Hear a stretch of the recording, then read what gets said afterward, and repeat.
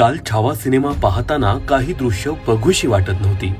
विचार करा, आपल्याला जी दृश्य बघताना इतक्या यातना होत असतील तर त्या यातना प्रत्यक्षात शंभूराजेंनी कशा सहन केल्या असतील.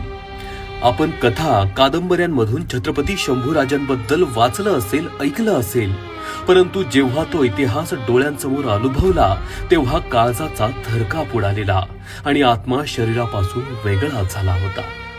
मागच्या जन्माचं काय पुण्य असावं म्हणून या जन्मात मराठी म्हणून जन्माला आलो, कारण असे हे 2 धुरंधर राजे आपल्या मराठी जनांना लाभले.